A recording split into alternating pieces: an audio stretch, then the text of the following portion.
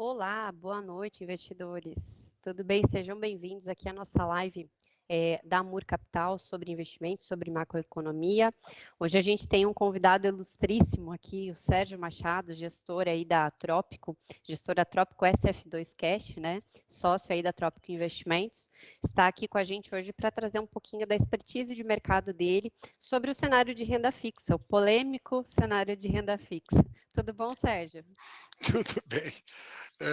Obrigado, em primeiro lugar, obrigado pelo convite mais uma vez. É sempre bem bom estar aqui. Parceiros antigos que somos e a ideia de poder colaborar aí com a parte educacional e que eu acho que informação é tudo nesse mercado, né? Se a gente quer ter um mercado forte, precisamos ter mais gente trabalhando para isso, né? Porque não é o que o vai bombar, ou vai para não sei quanto, compra que tá mole, que não é assim que a gente consegue ter alguma coisa consistente e forte. E vamos lá, né? É bom que a gente vai falar de um defunto hoje, né? Porque a renda fixa morreu. Eu cansava de dar risada no passado, inclusive teve algumas lives que né, as verdades no Brasil, a gente tende a ter verdades absolutas que alguém cria e de repente você tem uma horda de maluco correndo atrás e gritando a mesma coisa. A renda fixa morreu. E, na verdade, ela nunca morreu, né? O que a gente teve, o Brasil, a gente não pode esquecer que a gente tem uma memória inflacionária muito forte ainda, e uma memória de juros muito forte. Por quê? A gente sempre foi um país que não fez a lição de casa. Então, quem não faz a lição de casa paga mais caro, só isso. Não tem, sabe, não adianta nenhuma, né? O capitalismo selvagem, os rentistas malvadões. Isso é um monte de abobrinha. Na verdade, o que, que a Mentira. gente. A gente sempre teve um Estado gastão irresponsável, né? E não adianta, acho que desde Cabral que os caras já faziam bobagem com os índios. E então, com isso, a gente tinha essa memória muito forte, né? Então, você tinha uma facilidade que as pessoas meio que né, ficavam acomodadas, porque você tinha sempre um Estado que pagava caro, você tinha um jurinho interessante, então você tinha o teu capital que dava ali 1%, né? As pessoas têm na memória muito forte 1% ao mês. E de repente a gente, vamos dizer, se viu face a face aí com uma pandemia, com uma loucura, e teve uma atitude irresponsável do Banco Central que jogou as taxas demais, porque justamente, volto a falar, né, na época que jogaram a 2% e tinham né, me chamava de viúva do CDI, porque eu reclamava, e eu falava, cara, ninguém vira a Suíça porque a reunião do Copom escolheu, cara. Volto a falar, qual o começo da conversa? Nós somos responsáveis, gastamos mal, gastamos muito. Sabe, a gente não tem capacidade de ter uma taxa de juros real negativa, sabe? Não adianta. E a aberração foi tanta que a gente, durante algum tempo, estava com taxa mais baixa que a Suíça. Realmente, né, a Cinderela uma hora acordou e né, virou abóbora. E aí a gente se viu frente a frente que o problema não só da irresponsabilidade, que ela tem os custos, né? Isso aí você gerou um desequilíbrio na cotação do dólar, que bateu na inflação, que bateu, aí você teve um problema também pela própria taxa muito baixa, que os agentes não conseguiam captar. Então não adianta você falar, ó, custa 2%, mas ninguém te dá dinheiro a 2%. Então você só conseguia tomar na curva, que era muito mais cara do que os 2%. Né? Então, só quem, na verdade, surfou esses 2% foi o próprio governo, né? Que ele realmente pagava parte da dívida dele com 2%. Então, essa coisa, o que a gente tinha era essa memória né, de viver muito do overnight. Né? Então, você tinha o investimento todo, ele indexado ao CDI, com liquidez diária, todo mundo ia lá, todo dia comia um pedacinho daquilo. A gente foi obrigado, quando aconteceu isso, primeiro também tinha uns fanáticos de bolsa, né? Os fanáticos é que você olha, muito tempo de mercado tem 6 meses, realmente. E os caras achavam, né, que se a taxa de juros fosse zero, então todo o dinheiro do mundo ia para a bolsa. Eu cheguei a ver o grau de loucura foi tanto que eu me lembro que tinha um mês que ia ter um vencimento de 90 bi de LTN no dia 1º. E aí já tinha uns caras fazendo conta assim, não, esses 90 bi vão para a Bolsa. Eu falava, meu Deus do céu, quem carrega LTN? É banco, é fundação, é empresa, é fundo, sabe? Realmente, então, você vai mudar, né, a sua vida. Não, a partir de agora, dado porque a taxa é 2, então vai todo mundo para o risco. Não é nada disso. Né? E uma coisa que eu sempre frisava, assim, o maior mercado do mundo é o mercado de moedas. O segundo maior mercado do mundo é renda fixa. Acabou. E o terceiro é bolsa, mas tomando um vareio de renda fixa gigantesco. A diferença é assim, assim. Então, e lá com taxa negativa, então era para não ter mercado de renda fixa, já porque lá são taxas negativas ou muito baixas historicamente. Então, na verdade, o que a gente teve foi uma sofisticação da visão do investidor, não é a sofisticação da visão, foi ele realmente começar a ampliar a visão dele e ver que o mercado é muito mais sofisticado, não é o mercado de juros referenciais pelo Copom é a taxa overnight, né? Que depois você tem toda uma curva que é construída, você tem que ver como o mercado está precificando as possibilidades de deterioração de cenário, de inflação, qualquer que seja.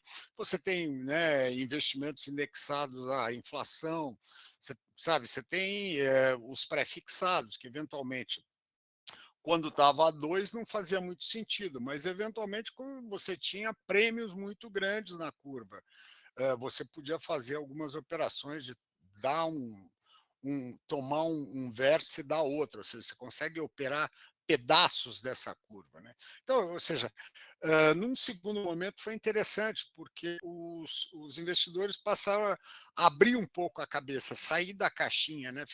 Esquecer a coisa só de ficar no fundo caixa do bancão, ganhando 90% do CDI, achando que está tudo bem. Né? Então, eu acho que foi um processo interessante, porque justamente ele serviu para desmistificar um pouco essa coisa, né, de mercados assim, não, você tem uma migração total de um mercado A para o B, se isso aqui muda. Não. Uma coisa eu me lembro que eu sempre falava, realmente, você vai botar todo o seu dinheiro do caixa na bolsa. Aí você vai no dentista, você vende uma ação para arrancar o dente. Pô, se você, dependendo do dia, você não vai ter dinheiro nem para dar com anestesia, né? Vai ter que arrancar seco. Então não tem uma parte de grana que ela tem que estar disponível. Como é o seguinte, conforme a gente vai vivendo, né, o tempo vai passando, a nossa disponibilidade, não é nem a disposição, é disponibilidade de risco, ela cai, porque você vai tendo menos tempo para tomar, né, para poder escapar de algum drawdown maior, de uma perda maior, porque vão existir, não existe. Falar que o cara que fala que só ganha, ele é mentiroso ou mágico, né? Ou os dois. Mas não existe, você vai perder. Tá? Então, eu acho que tem uma métrica, né, que não é científica, mas é meio que dá uma ideia de como a gente deve se adequar, né? Que assim, você devia pegar a tua idade meio como um percentual, né? Se tem 20 anos, você pode ter 20% de caixa, 80% de risco e sucessivamente vai caindo até, sei lá, você tem 80 anos, você teria 80 em caixa e 20 em risco. E eu acho que você tem que enxergar como é que você reage ao risco, né? Porque tem muita gente que, cara, é macho para burro, né? Eu gosto de risco. A primeira porrada, o cara sai que nem cachorro, né? Some. Né? Então, Exatamente. porque é história, o cara aceita o risco, ele está ganhando, né? Ele aceita o retorno, né? Ele não aceita o Exatamente. risco do retorno. É. A gente sabe que você comentou essa questão ali, né? Bom, a gente teve vários motivos, né? Várias besteiras, né, como você comentou, que foram feitas ali, então um quadro de insegurança jurídica, quadro fiscal muito ruim no Brasil, sem fundamento nenhum para descer uma Selic a 2%, e aí a gente teve mais um ponto agravante, que foi a pandemia, né, então agora a gente está dando essas galopadas ali, mas quando a taxa chegou em 2%, o brasileiro que estava muito acostumado com os 2 dígitos na renda fixa, olhou e falou, nossa, mas o meu dinheiro não está rendendo nada. E realmente, né, não, comparado ao que ele estava acostumado a receber, realmente não estava rendendo nada. Mas aí o que, que aconteceu? O que, que a gente percebe aqui do nosso lado, né, que a gente atende os clientes? Muito investidor que não tem perfil para renda variável, se expôs à renda variável porque não estava satisfeito com o retorno da renda fixa. Quer dizer, não soube ter esse equilíbrio na hora de fazer a transição, mantendo uma reserva de emergência, né? Mantendo um dinheiro em caixa, que, como você falou, é um dinheiro que não pode sofrer oscilação, é um dinheiro que você não está colocando ali no risco, né? É um dinheiro que você quer rentabilizar, quer buscar o teu alfa ali dentro dos teus investimentos, mas no longo prazo. E tem que ter tese para isso, né? Aí a gente veio de uma pandemia, obviamente, o cenário aí de inflação ia pegar, porque a gente teve muita injeção de liquidez na economia, não só aqui, mas a gente está vendo isso acontecer no mundo todo, né? E agora o que, que aconteceu com a Bolsa, né? Quando as taxas de juros começaram a subir, a Bolsa começou a cair de novo por uma série de fatores também, né? A questão da inflação ali e do aumento da taxa de juros acabar pegando no capital de algumas empresas e também a debandada dos investidores que eram mais conservadores para voltar para a renda fixa, onde eles se sentiam de fato confortáveis depois de ter levado aquela lambada do mercado, né? Então, a gente está vivendo exatamente a gente está vivendo exatamente esse momento agora, né? Com a nossa taxa de juros chegando nos 2 dígitos de novo, o pessoal está todo procurando por renda fixa de novo, né? Na tua opinião, agora a gente tem projeções aí, focos a gente procura não levar tão ali em consideração, a gente pega mais ali as estimativas, né, de quem está no jogo realmente, né, vivendo ali, mas a gente já tem alguns players ali precificando a 12,5, 12,75 a Selic até o final do ano. Você acha que e para o ano que vem já estão projetando uma redução? Esse galope que a gente deu no aumento da taxa de juros, ele obviamente ele não controla a inflação no curto prazo, no D0. Ele leva um tempo para maturar e para atingir e conseguir realmente controlar a inflação. Você acha que para o ano que vem a gente realmente tem a possibilidade do fechamento dessa curva? Bom, vamos lá. Eu que eu tenho falado isso não é que eu tenho birra com o BC, que eu tenho implicação, não. Eu tenho implicação com burrice, sabe? Burrice. Porque a gente tem que lembrar, essa parte de inflação, de alguma forma, os modelos, um monte de PhD, então, que os caras que chegavam a preconizar taxa zero, zero, né?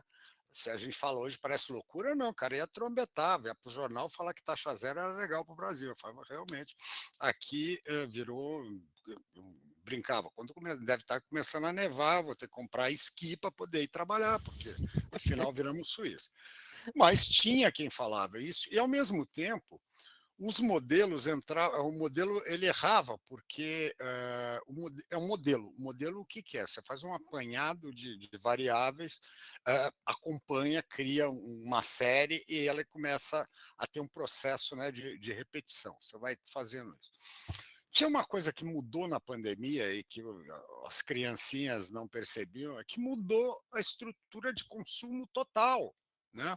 Eu me lembro que isso a gente trombeteava desde maio, nós, o pessoal da JPC, nós fomos lá, né, era uma guerrilha que ficava contra os PhDs de plantão, e a gente falava, cara, o consumo está diferente e tem um outro problema. A estrutura produtiva no Brasil, que é extremamente pulverizada, ela está destroçada. Você tem que pensar que, né, no Brasil, 80% dos empregos são gerados para pequenas e médias. E fora que a gente tinha os insights dos clientes. Eu me lembro que a gente tentou montar um fundo para um cara, que era o querendo injetar dinheiro na cadeia produtiva dele, porque o cara era produtor final de semicondutor, parará, não de semicondutor, de placa e tal, e ele tinha uma estrutura de 600 fornecedores. Ele falava, cara, metade vai quebrar, porque os caras não têm reserva de capital, o cara não tem acesso a crédito. Então, isso a gente já sentindo, falava, vai dar bobagem, tá certo? E aquela coisa, o que acontecia? E a inflação, ela capturava, eu acho que depois, no fim do ano, o Stuba falou muito bem, que ele definiu numa frase o que a gente avisava. Ele falava, a inflação mede o que a gente não consome e não está dando conta do que a gente consome. Então, o que acontecia? Você tinha transporte, caía lá, ninguém em lugar nenhum, né? Aluguel, você tinha um monte de dado que mascarava essa inflação. Tá certo? E a gente ainda alertou, falou lá fora, em alguns países, que nem a Alemanha, o próprio governo lançou um índice de inflação pandemia para eles conseguirem ter essa visão. Então, foi uma miopia brutal dos economistas. Eu acho que faltou chão de fábrica, o cara descer e olhar o que estava acontecendo. Né? Então, com isso, a inflação já vinha comendo solta e os caras estavam, né, é temporário. Hoje você olha lá fora, tanto é que criaram escola, né? O Banco Central do Brasil criou escola, porque só tem Banco Central fazendo bobagem mundo afora, né? O Vamos Fed falar dos Estados continua. Unidos. O Fed e o Banco Central Europeu, pior, porque Europeu. o Fed pelo menos está falando assim, ó, moçada, vamos ter que levantar a taxa, veja bem, coisa e tal. Todo mundo fala do guiso do gato. Na Europa, os caras nem isso, falam, não, não vai precisar. E vai dar uma lambança, isso não tenha dúvida. Mais ou menos como aconteceu aqui. E aí o risco, ontem até estava o Bullard, que é o único que parece que é o iluminado, né, que está falando, não temos que fazer logo. E eu estava lendo, eu não me lembro quem, um cara, também um analista qualquer de Wall Street, o cara falava, esses caras estão fazendo um jeito que daqui a pouco eles vão ter que dar duas de 0,75, porque Exato. essa inflação vai passar de 8, e aí Inês é morta, né? Já foi. Já está em 7,5, né? Exato. E aí vai, é a maior inflação em 40 anos, e os caras tergiversando, não, veja bem, pode. Né, também eu li uma coisa interessante, né, que é falar assim que o Fed está na beira do abismo, né, torcendo para o abismo recuar, né, porque ele não tem o que fazer. Né, e não, né, assim. Então, eu acho que o que a gente passou não foi que a gente era mágico, coisa nenhuma. A gente simplesmente saiu do modelo. Eu acho que essa é uma preocupação, que quando a gente faz a gestão, você tem que ter teus modelos, mas principalmente você tem que procurar não perder o link com a realidade econômica do país, das empresas, porque senão você fica é muito fácil você ficar na tua mesona lá atrás do computador, né, de 800 gigabytes que só falta fazer chover no sertão, mas ele não tem a parte humana é insubstituível, né? Claro. Você ter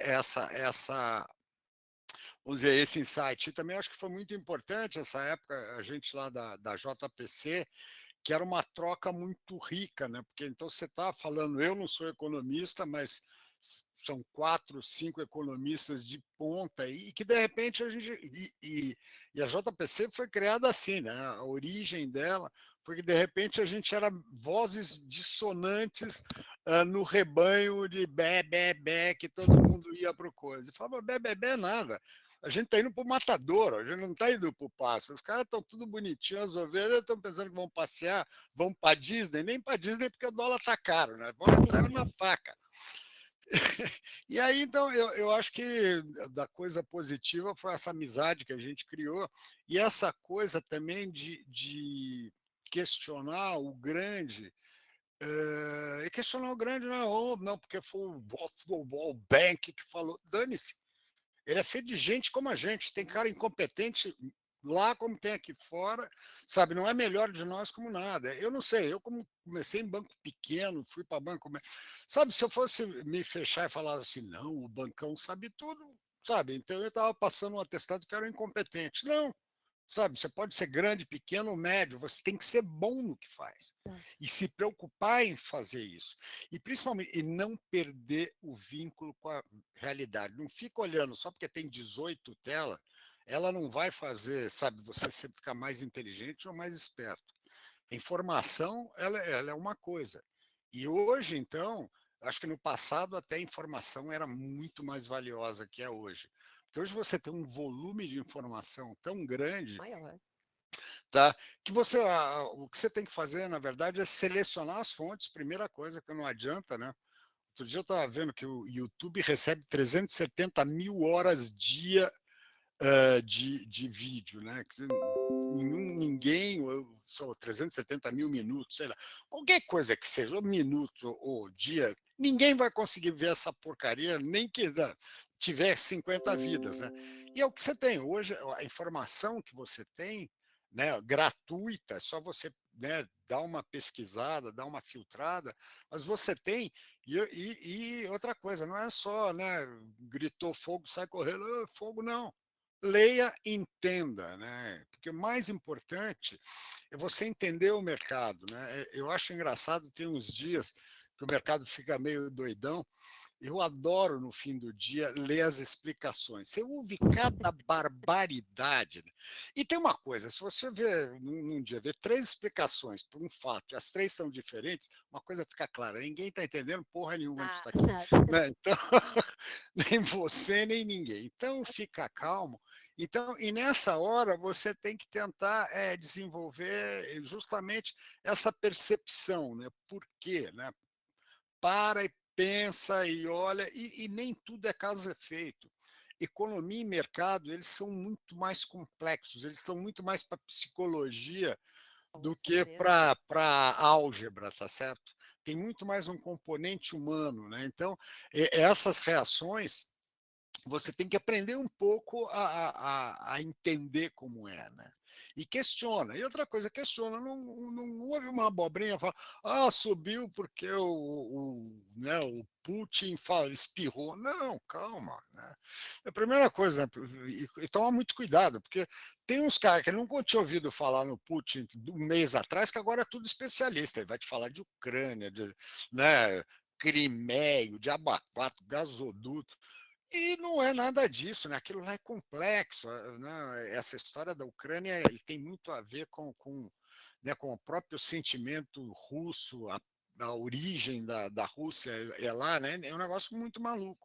Mas eu tô assim, eu tô aprendendo, lendo aqui, ali, pessoas informadas, mas fico no meu canto, né? Cada macaco no seu galho, não tem, né? Então, essa necessidade das pessoas, né, de dar opinião sobre tudo, né? Isso não é prova de inteligência, isso é prova de burrice. Sabe, a maior inteligência é um negócio que você tem é falar assim, eu não sei. E eu não sei um monte de coisa. Né? Então, o mercado é muito vasto. Né? Se você vai para os Estados Unidos, então, você entra nas grandes corretoras, pô, né, a miríade de operações, se você pode ser especialista, né, é que nem médico, especialista, hoje tem especialista no polegar esquerdo e né, no dedo mindinho direito.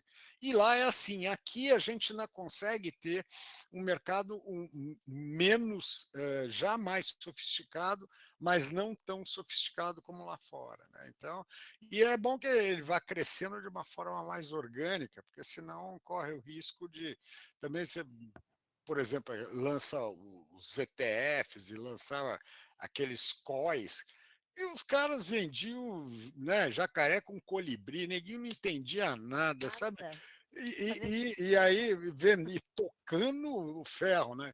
E os caras falam, o COI, se fosse assim, né? Uma coisa que o cara tirou do baú. Nada, COI basicamente é uma estrutura de opção, que o cara vai pegar um pedaço do teu principal, vai comprar essa estrutura, se der um pepino para um lado você ganha, se der para o outro você não perde, alguma coisa assim. Não tem ciência de foguete, não tem nada. Mas era vendido como, uau, né?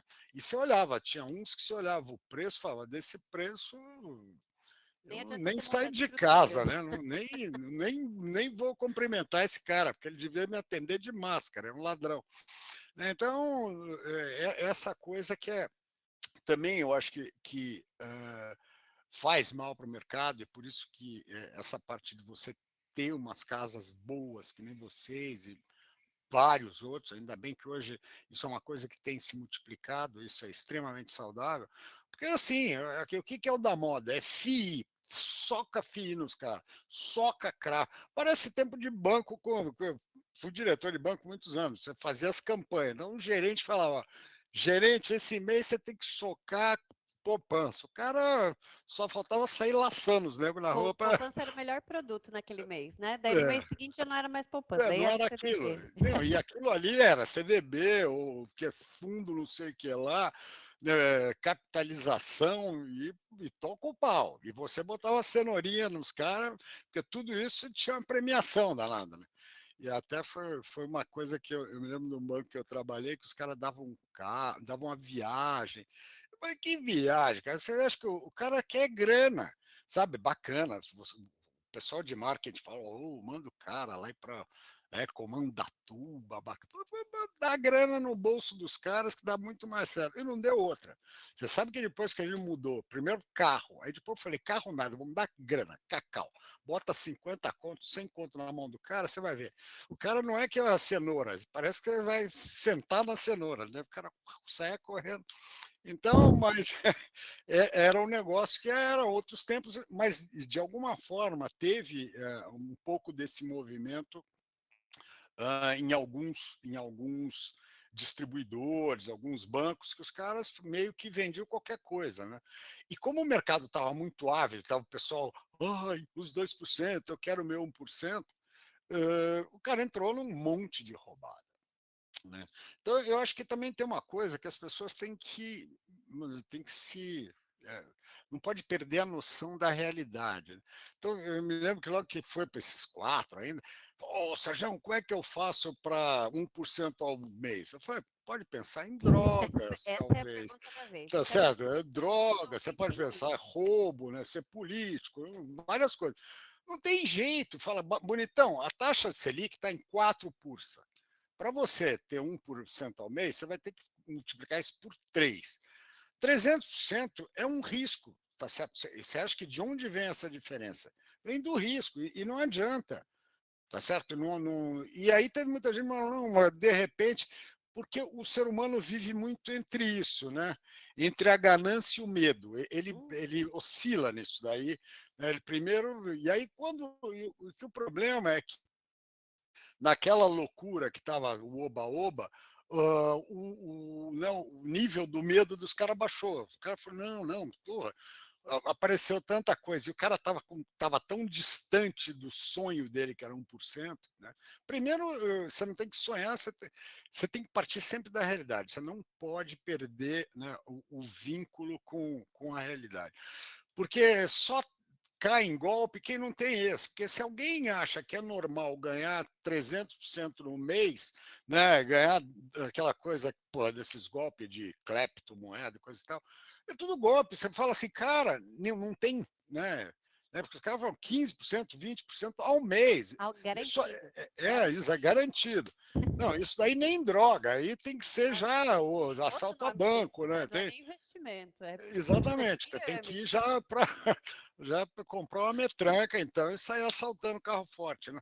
Então, mas essas pessoas é aquela o me engana que eu gosto, né? Porque, sabe, não adianta, não é que eu gostaria também, né? Eu gostaria de ser, né, ex-mulher do Bezos, que é o melhor negócio do mundo.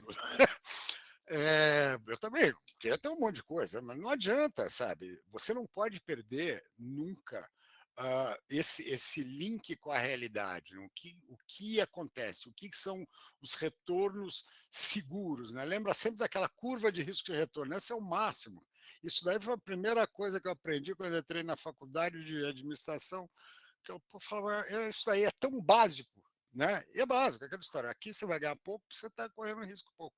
Quer ganhar muito, você vai para o risco, tá certo? São Esteja três isso, perninhas, né? São as três É, perninhas que uma delas você tem que abrir mão. Ou é a liquidez, ou é o risco, isso. né? Ou é a taxa que você vai ter na tua aplicação, a tua rentabilidade. Uma das três você vai ter que abrir mão. Qual delas, né? Você tem prazo? Beleza, abre mão do prazo. Você não tolera risco? Beleza, baixa o risco. Ou então você vai ter que matar a tua rentabilidade, né? Não tem jeito. Essa, senão a conta não fecha, né? Não tem como. Exatamente. Tem que pensar isso, que investimento não é mágica, porque tem uns caras que eles acham mágico. Porque o cara que fala, você vai dar 25% ao mês, o cara não entende porra nenhuma, ele está achando que vai fazer mágica. Né? O burro, Claro, né? Vem um mandrake atender ele com a cartola, só que em vez de tirar um coelho, vai tirar um nabo de dentro da cartola. claro. Então, eu acho que é importante, é isso, é desmistificar, não tem. Isso daí para ganhar dinheiro é trabalho duro, cara. Você pensa que um fundo de ações performar sabe, é 90% de transpiração, é estudo, é conhecer as empresas, é conhecer setor, é sabe, ir a fundo naquilo, é entender da economia, né, como ela vai afetar aquele segmento, aquela empresa especificamente, como é que vai ser. Então você tem que como é que vai ser juros, como é que vai ser câmbio. Não é, É não muita gente é trabalhando para gerir um único fundo. exatamente, exatamente, né? Então, e aquele mesmo meu fundo, que é mega papai e mamãe e tal, é o tempo inteiro a gente está tentando enxergar para justamente, como o fundo é um fundo baixo risco, e liquidez alta e baixa vol, é um negócio que, né, eu não posso me dar o luxo de perder, de tomar uma surpresa ao longo do tempo.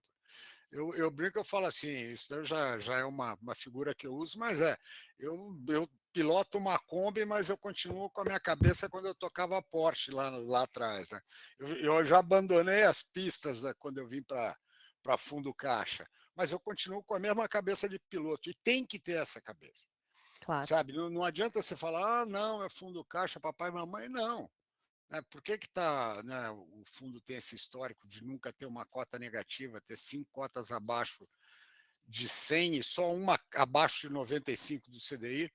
É isso, a gente está cuidando cada dia, imaginando onde pode dar lambança, onde a gente pode ganhar um pouco mais, dentro de um perfil que, assim, o risco é bancão, né? Eu tenho hoje banco, os dois maiores bancos do país, tenho título do governo e tenho operação estruturada em bolsas, né, de termo, principalmente. Eu vou equilibrando isso, então aumenta, né, aumenta um pouco aqui, diminui ali, aqui está com muita taxa, vamos lá, aqui está sem prêmio, diminui. Né? Então, essa é a preocupação.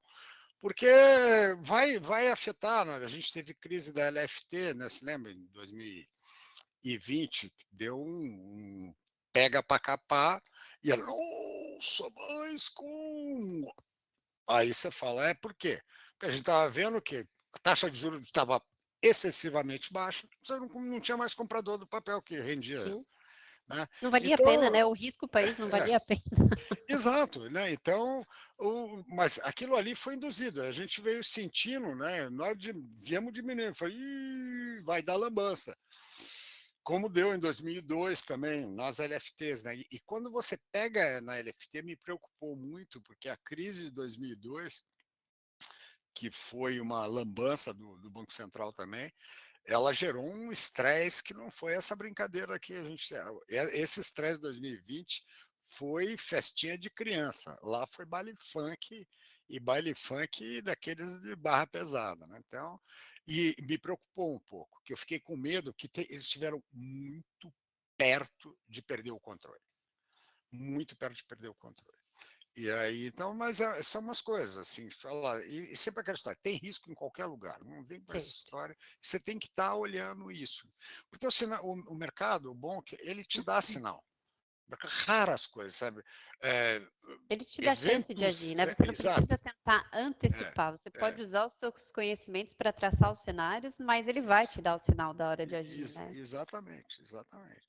É. Então, tirando assim, um 11 de setembro acontece uma vez na vida, fora isso, não teve nenhum 11 de setembro. Sabe, foram todos desastres cuidadosamente construídos. E em economia é isso que está acontecendo. O que está acontecendo nos Estados Unidos é que vai acontecer, né? É engraçado hoje que tem gente que fala, oh meu Deus, está caindo.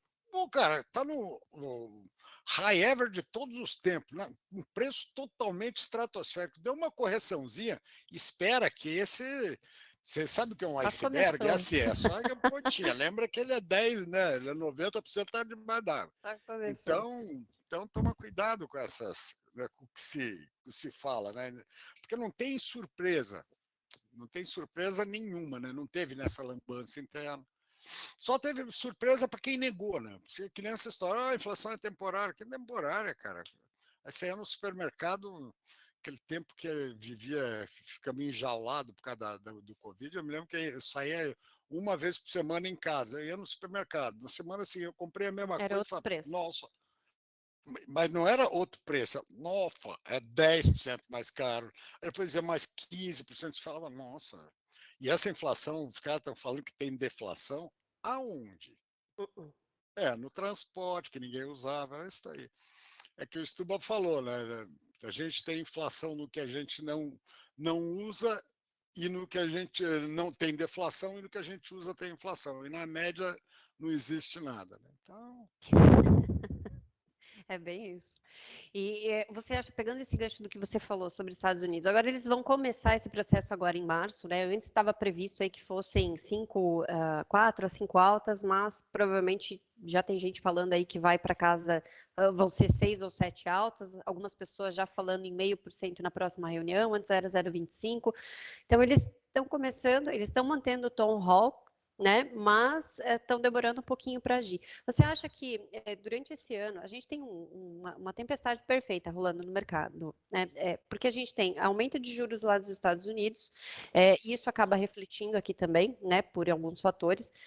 A gente tem ano de eleição aqui, que alguns analistas aí acreditam que até já esteja no preço, né? Que isso vai fazer um pouquinho mais de preço ali perto de agosto. E a gente tem também uma possível onda de pandemia, né? A pandemia ainda não acabou, a gente pode surgir uma nova variante, o que não se espera, mas a princípio isso também está contido. E fora isso, tem essas notícias que, como você bem falou, elas acabam não dando o tom efetivo da direção do mercado, né? Mas elas fazem muito ruído no curto prazo, que é o caso dessa questão de Rússia e Ucrânia, é o caso do que acontece e sempre aconteceu com China, né? Então, são esses outros probleminhas que ficam em volta ali que estão permeando a gente. Com esse cenário de aumento da taxa de juros, quais são os possíveis reflexos que você vê para nós aqui no Brasil? A gente já está aumentando a taxa de juros, provavelmente o Banco Central deve aumentar aí mais meio ponto percentual, talvez até um ponto percentual, a gente ainda não sabe. Né? Qual é a tua visão sobre esse contexto, sobre esse cenário global que a gente está vendo? bom, eu acho que a gente tem vantagem, também é aquela história, tomar de goleada de 7-1 uma vez basta, né? Os caras fizeram tanta bobagem, pelo menos tem um efeito colateral positivo. A gente está com uma taxa estupidamente alta, tá certo? Então a gente está relativamente blindado para aumentos. A gente tem um diferencial tão cavalar em relação à curva deles, que a gente. Porque assim, talvez se a gente tivesse com taxa de 6%, que era. Se eles não tivessem feito bobagem, possivelmente a gente podia estar com 6, 7%. Aí Concordo. sim você ia ter essa taxa empurrando. Como a gente está com um espação, eu acho que a gente demora um pouco mais a ter esse tipo de problema. Tá? Então, eu acho que vai pegar, é lógico, o mercado vai pegar, mas hoje você vê que a gente nem precisa dos gringos para fazer bobagem, só com a declaração. Não, você tem um Copom no dia seguinte, não, o cara vai no programa da Hebe, parece, porque os caras adoram falar, né? E fala, né? A ata do Copom tinha um tom, o cara vai lá fala num tom Outra coisa. mais rock, né? Você fala, give me a break, não. A ata já tinha sido uma porcaria, como tem sido todas, né? Parece que né, quem corrige, quem escreve não passa nem no Enem. Mas além de confusas, né? E até está criando, são parentes, está criando história, porque as atas lá de fora estão indo. Acho que os caras mandaram vir os caras Mesmo que caminho. escrevem a ata do Copom para escrever a ata lá. Está indo no mesmo caminho. Fala, não fala porra nenhuma. E Uhum. quando não é para isso, né? É aquela história, o cara ficar fazendo head na ata, não é função dele fazer head. Não é função dele dar puxão de orelha no Congresso. Ele é Banco Central, ele é autoridade monetária. A função dele é defender a moeda. Não é, sabe, não é contemporizar nem ficar e outra coisa, e medroso, né? Então ele estava com medo na queda e está com medo na alta. Então ele errou na queda, que vai errar na alta. Ele está com medo. Então, como na baixa ele falava, não, a inflação, não, o nível de atividade vai para o cacete, vai ter deflação, blá, blá, blá, nada aconteceu.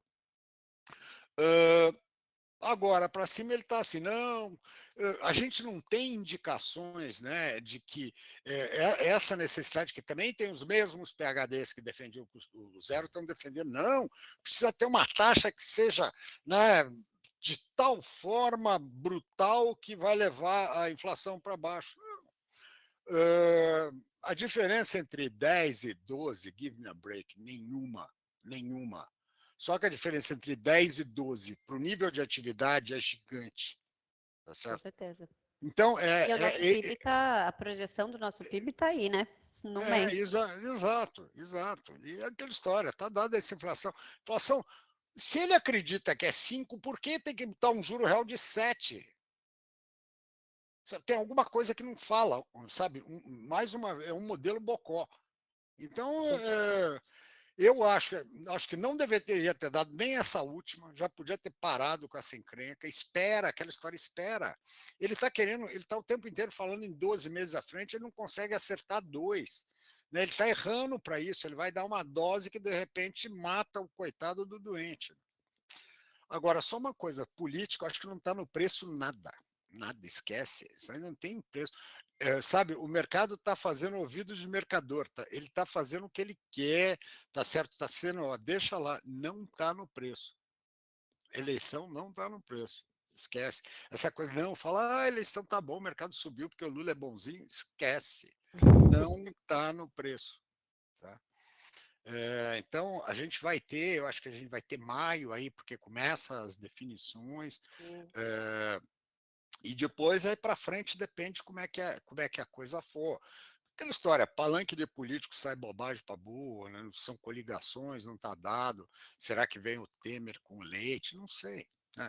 A gente, por enquanto, está no campo das possibilidades. Né? E como tal, não está no preço ainda. Tá certo? Acho que pode estar no preço um pouquinho de prêmio pela vol que pode ter, mas não é nada expressivo, né? Claro, com certeza. Pegando todo essas informações que a gente discutiu aqui agora, claro que é uma pergunta bem sensível, né? Mas seria um bom momento, então, optar por investimentos pré-fixados agora, né? Porque antes, lá, quando a gente tinha uma Selic a 2%, você tinha um certo prêmio no pré-fixado, mas ainda tinha um risco, porque a gente já sabia que aquela taxa de juros ia subir e que em algum momento você ia tomar deságio se você resgatasse e a curva tivesse acima. Agora, com esse cenário de redução desse aumento da taxa de juros, ou até congelamento do aumento da taxa de juros, os investimentos pré-fixados para vencimentos mais curtos, eles voltam a ser atrativos, assim como os investimentos em IPCA+, também para curto prazo. O Sim, que você acha dessa eu acho que no informação? curto prazo, sim, porque no longo prazo, apesar do prêmio estar bom, o que vai sair dessas urnas? Sabe? Ninguém sabe o que vai sair. Né? Porque o cara falou, não, já o Lula agora ficou bonzinho, que bonzinho ele tem plano de governo, ninguém tá, ele não fala com ninguém, sabe? Tá tudo ainda no campo da especulação. Então, você falar para o cara, não, compra um papel de 5 anos pré, porque vai estar tudo certo, também. Aí eu tô meio vendedor de ilusão, né? Eu sou muito pé no chão. Eu acho que, assim, no curto prazo tem uns prés interessantes, não alongaria muito. E você tem papel de inflação rendendo 5 e tralalá, é uma belezinha, né? Numa situação dessa, eu mais me agarraria num papel com inflação.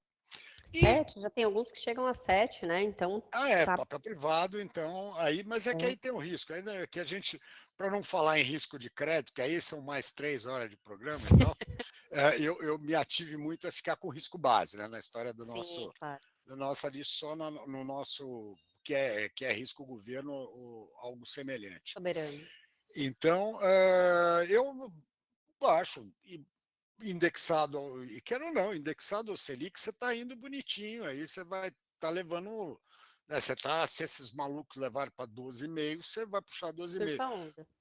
Né? Então, eu estaria com talvez um pré-curto legal, tá certo? Uma inflaçãozinha bacaninha e ter tua grana, teu caixa, aí melhor do que LFT ou SF2 Trópico Cash, né?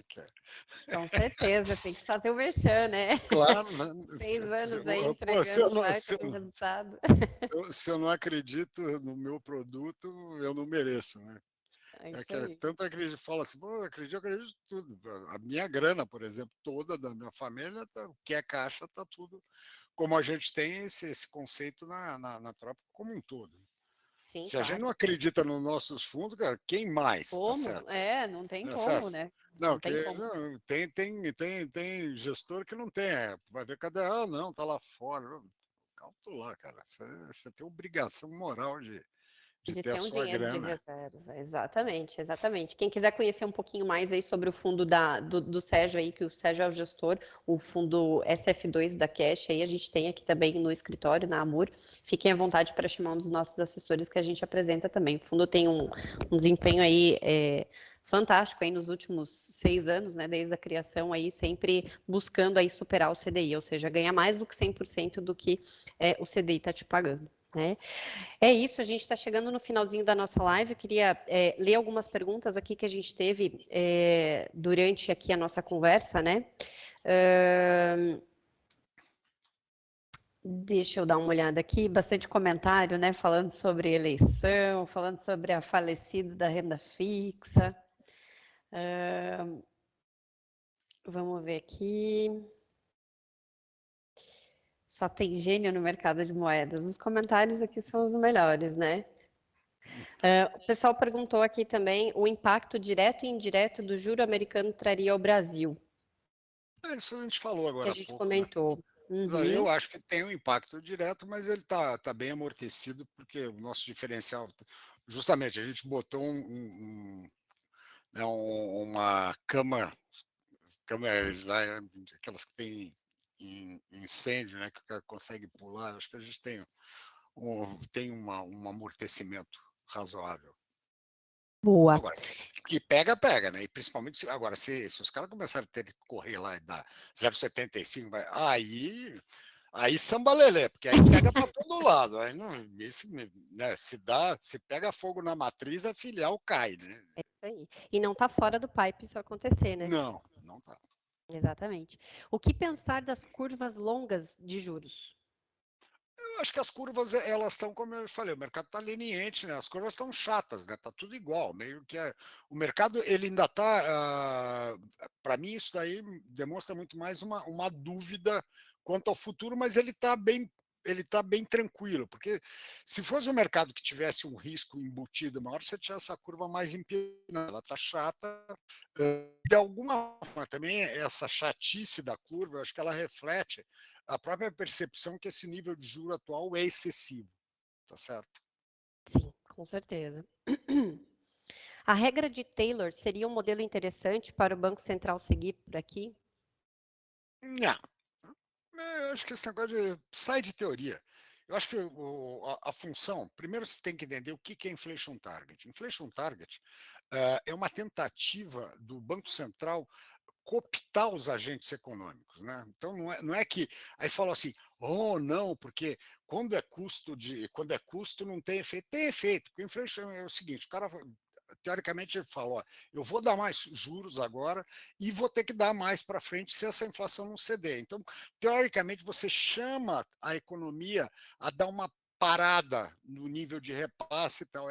Essa é a função. Porque por isso é diferente do que era no passado, com taxa de política monetária ortodoxa, porque aí ele dava uma porrada, ele jogava de 12 para 20, dá um freio de arrumação, acerta. Quando é assim, ele, teoricamente, ele nem precisa dar a taxa, porque você vê, ele dá uma taxa aqui, ele dá um ajuste aqui, a própria curva se ajusta sem impactar o custo direto da taxa primária. Né? Então, nessa coisa, eu acho que não é uma questão de técnica, é uma questão de aplicar. E uma outra coisa, o Banco Central tem um modelo lá, que é o Samba, que é um modelo parrudo, mas está errado, pelo visto ele tem que rever aquilo. Né? Eu acho que é muito mais uma questão de percepção da economia real e do que o modelo que ele está usando. Boa. Vou ler a última pergunta aqui. Sérgio, qual a sua visão nesse fluxo de dólares no primeiro mês de 2022? Chances de mudar esse fluxo com o Fed subindo lá? Acho que esse é um ponto bem contraditório, né, que a gente está vendo aqui. Não, na verdade, o que a gente deu uma falada antes de começar o programa é que nós estamos com prêmio demais. Não fazia o menor sentido o dólar 5,80, não fazia sentido, era a moeda mais desvalorizada. Só que, por que ela foi para lá? Justamente por barberagem. Aí voltamos a falar, taxa de juros muito baixa, gerou muita vol, gerou fuga de capital, gerou, num determinado momento, vamos dizer, um estacionamento de grana dos exportadores lá fora, chegou isso a 50 bi. Sabe, você teve uma sequência, teve o diabo do overhead que foi zerado, você teve um monte de coisa que acabou gerando, e isso gerou, e ele teve um efeito mais nefasto. Qual foi? Muita vol, você perde fluxo diário. E aí você começa a ter o mercado sendo afetado por fluxo minúsculo. A gente caiu de um mercado que era 2 bi, 3 bi ao dia, chegou a cair para 300 milhões. Sabe, é uma porcaria, porque aí 300 milhões aqui, a Petrobras tem que mandar grana lá para fora, 190 pau, pum, Como que acabou faz? o dinheiro, né? Corre todo mundo, pegou fogo, ai meu Deus. Sabe, então, a coisa, o dólar não é aonde ele foi, é como ele foi e por que ele foi. Ele estava errado, sabe? Ele estava errado e ele no fim do mês ele já começou a mostrar que ele estava errado, porque esperavam uma saída brutal em dezembro, não houve. Se começou até o contrário, se começou a ter fluxo de gringo vindo para cá, para escalpelar. Pegou a dobradinha, né? O cara vende dólar caro e compra juro caro. É festa do caqui. Sim. O cara ganha nas duas pontas. E aí, e uma coisa, lembra que o dólar é comprador na alta e vendedor na baixa. Ele é retroalimentado. Porque, assim, fica muito tranquilo. Né? O cara que tinha o dólar, ele ia vendendo, né, um pedacinho aqui, segurava lá fora. Pô, beleza. Aí, de repente, começa tom, tom, tom. Aí, esse cara, ele já começa a vir e fala, sai que o filho é seu. Sabe? E tem esse componente. Agora, não caiu assim, você fala, é fluxo, mas é fluxo. O mercado tem duas coisas, é fluxo e expectativa. Você não tinha expectativa nenhuma, você só olhava e falava, moeda para qualquer métrica que você olhasse, né, paridade de poder de compra, comparar com nossos pares, o diabo a quatro, a gente estava errado em todos. Né? E aquela história, tem uma hora o mercado se acerta. Ele pode demorar um pouco mais, um pouco menos, mas Exatamente. uma hora ele se acerta. Então ele caiu, vai procurar preço, é uma queda rápida, né? Por mais que a gente continua com as nossas mazelas, temos. Né? O problema agora ninguém fala no fiscal. Quando cai, tudo some. Os fiscalistas, era tudo fiscal. Cadê? Eu falo, resolveram o fiscal, realmente, porque tudo Claro. se era tudo a razão, porque o cara que não entende, ele fala que é o fiscal. E aí, então, o fiscal continua a mesma porcaria, então a gente vai achar nosso preço. Né? Então, eu acho que agora. Porque o problema que eu falo do fluxo diário é que essa história, você precisa do SPECA, você precisa movimento para o mercado ter volume. Sabe? Não adianta ter mercado só que só vai o cara que precisa comprar ou precisa vender. Porque um dia que o mercado é comprador, ele explode, se é vendedor, cai. E aí o cara que se planeja, imagina o que foi inferno para os empresários esse ano. Eu Claro. sempre falei, meu, tem que ser muito herói, né? Você já tem um imposto extorsivo, você, Absurdo. né? Uma insegurança jurídica absurda, uma carga fiscal nem tributária nem se fala, né? E E além aí do mais, tem tudo, que, pô, você dólar. não consegue. O dólar no dia, né? Tinha dia que oscilava 4%. Fala, e lembrando que a taxa estava em 2, né? O cara perdia duas taxas do ano num dia, de manhã à tarde. Não há tatu que aguente, né? Então eu acho que é isso. Ele vai procurar o preço. Não é que é assim, que vai voltar rapidinho, não. Por enquanto a gente ainda tá interessante, né? taxa de juros está boa, a bolsa deu uma voltada, já deu uma recuperada, aí tinha prêmio também. Agora, Super diminuíram os descontada, prêmios, né? né? Diminuíram os prêmios. Como o mercado é dinâmico. Sim. O mercado de ontem é diferente do de hoje, que será diferente de amanhã. Não espere a repetição, que eles nunca existirá. Exatamente, acho que isso resume bem aqui a nossa conversa de hoje, né, Sérgio? Obrigada, quero te agradecer mais uma vez aí pelo teu tempo, pela tua disponibilidade.